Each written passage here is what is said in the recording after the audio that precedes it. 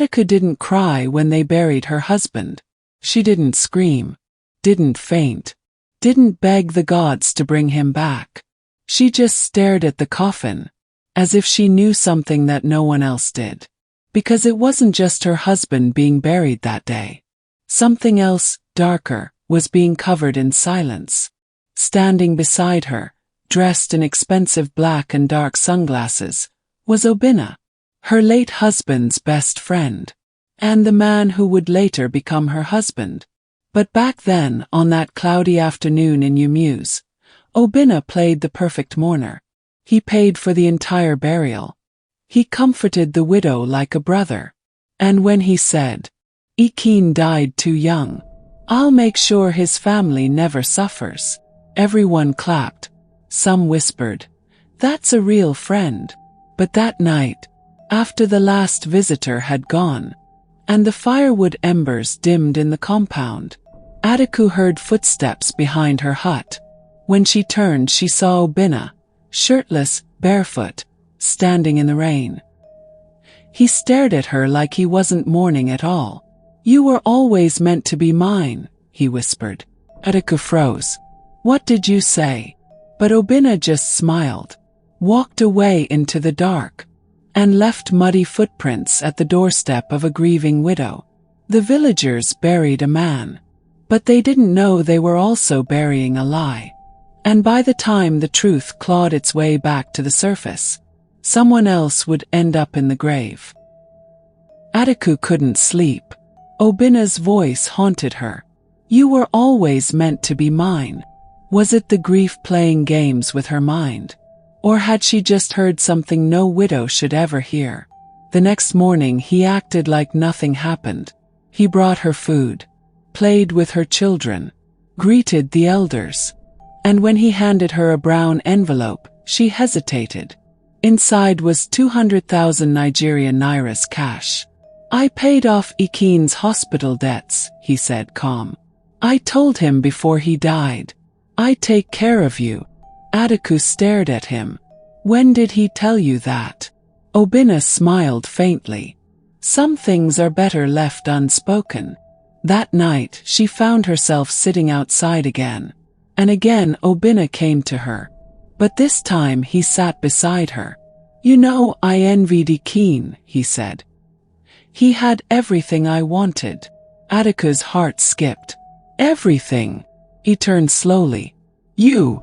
Before she could reply, her daughter ran out crying. Her school bag had been ransacked. Inside it was a note. A single line scribbled in red ink. "You're sleeping beside the man who killed your husband." Adaku didn't eat, didn't speak, didn't sleep. That note, it wasn't from a child. The handwriting was too firm, too sharp. And why would anyone accuse Obinna? He had given her money, helped with her children, acted like a brother. But when she mentioned the note to Obinna, he didn't flinch. "People talk nonsense when they're jealous," he said. "Jealous of what?" she asked. Obinna smiled. "Of a poor widow being shown love." But it wasn't love she saw in his eyes. It was possession. Later that week, while cleaning an old drawer, Adaku found her husband's diary. Half-burnt, water-stained. Most of the pages were unreadable, except one. One entry written just 12 days before he died. "I coughed blood again.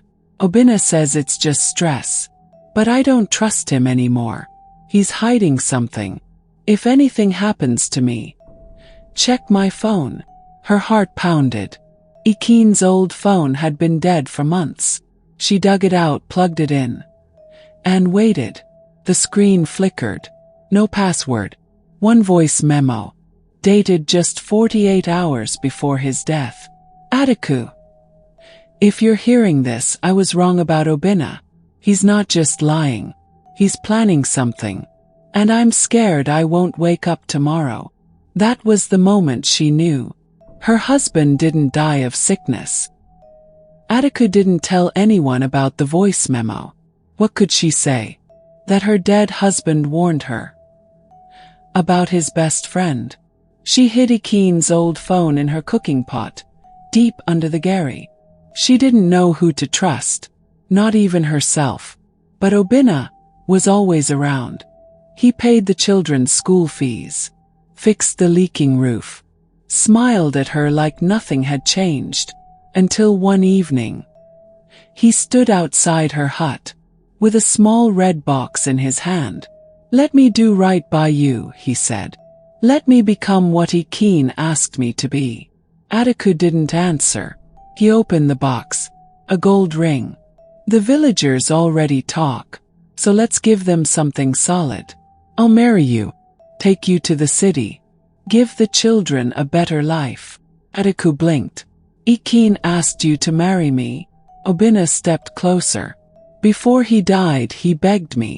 Said he'd never rest in peace unless he knew you were safe." But in his eyes she saw no sorrow, only ownership. "Say yes," he whispered. He said yes. Not for love, not for trust, but for survival. And that night, she heard him speaking on the phone outside. She said yes, just like you said she would. But who was he talking to? Their wedding was small. No music, no dancing. Just court papers, whispers, and wary stares. The villagers were confused. Some outraged, others jealous. 2 men, 1 woman. Same grave, one elder muttered. Obinna moved her to a small house near the city outskirts. Clean, beautiful, cold. He bought her a new phone. Said she didn't need the old one anymore. New life, new start, he said. That night, as the rain slammed the roof, they laid side by side on the same bed. Adaku's hands trembled under the covers. Then Obinna whispered into the dark, "You have no idea how long I waited for this." Adaku slowly turned to him. "You sound like you've been counting days." He chuckled softly. "Ever since I saw you in that wrapper 8 years ago, I've had this picture in my head." Her blood went cold. "You were married to my best friend." Obinna turned, looked her dead in the eyes and said, "And now I can finally forgive myself." Forgive himself. For what? That was the first night she realized. She hadn't married a man. She had married a secret. Weeks passed. Adaku pretended. She cooked, cleaned, smiled. She played the obedient wife role perfectly. But inside her, storm was growing. She was no longer sure what was worse. Obinna's lies, or her silence. One morning while sweeping the compound, her 7-year-old son, Ibuka, walked up to her quietly. "Mummy," he whispered, "can I ask something?" She knelt. "What is it, my son?" He looked around, then leaned closer. "Why did Uncle Obinna carry Daddy's medicine that night?" Her heart skipped. "What medicine?" "The blue one in the black bottle. Daddy said not to touch it. But I saw Uncle pour it into the tea." Adaku froze. "When did you see that?" Ibuka looked confused. "The night before Daddy died. He said I should go and sleep. He said Daddy was tired and needed help falling asleep." That night, Adaku cried harder than she did at the funeral. Not because she lost a husband, but because her son might have watched the killer serve the tea. The next day, Adaku took the children to visit her mother-in-law in the village. Obinna didn't like it. "Why do you need to see that old witch?" he asked. "She's their grandmother," she replied. "She deserves to see them." He smiled coldly. "Just don't go telling stories that make people question your sanity." That line stuck in her chest like a blade. At the village, Mom Ngozi was sitting under the mango tree, peeling cassava. The moment she saw Adaku, her smile faded. "You shouldn't have come." Adaku knelt before her. "Mama, I need to ask you something." Ngozi looked up slowly. "You want to ask about Obinna?" Adaku's hands trembled. How did you know?" The old woman stared at the sky. "Because I also buried my son. And I also kept quiet." Adaku's voice cracked. "Mama, what are you saying?" Ngozi leaned in, whispered like a curse. Your husband is not the first man Obinna has removed. The day Akin married you, Obinna stopped being human. Now Adaku wasn't just fighting for her husband's truth. She was living with a serial betrayer. And every day she stayed silent was a day closer to her own grave. That night, Adaku didn't sleep. Her mother-in-law's voice echoed in her ears. Obinna is not the first man he's removed. She stared at him, sleeping beside her like a beast that hunted with a smile. Then something strange happened. While adjusting the pillow behind him, she felt something hard inside the foam. She waited until his breath deepened. Carefully, she pulled out the pillowcase, tore open a corner of the pillow, and inside it, flash drive, wrapped in nylon, hidden like a cursed charm. Her hands trembled as she stepped outside into the darkness, plugged it into her old phone. Only 2 files. One, a folder named Redemption. The other, a video. She played it. Clapperboard video begins. Grainy footage. Obinna pacing shirtless in front of a camera. Sweating. Agitated. Akin was weak. He didn't deserve her. He didn't even know how to touch her soul. So I did what had to be done. Now I just need to be forgiven. I need to be clean. The video ends with Obinna looking dead into the lens. If you're watching this, then I failed. I tried to bury it all. But some sins don't stay buried. Adaku stared at the screen. Now she had evidence, but she also had a target on her back. Adaku didn't go home the next morning. She dropped her children at school, then took a bike to the edge of the city, to a cyber cafe owned by a cousin she once helped years ago. Help me print something secretly, she begged. And don't tell anyone I was here. She printed the video, saved it to another USB, hid it in her brassiere. But the moment she stepped out of the shop, her phone rang. Unknown number. Why are you digging where you shouldn't? Male voice. Cold. Who is this? He's not the only one who wanted Akin gone. What do you mean? The call ended. That night, Obinna returned home unusually cheerful. I have a surprise, he said. We're going for a private getaway this weekend. Just you and me. But she noticed it.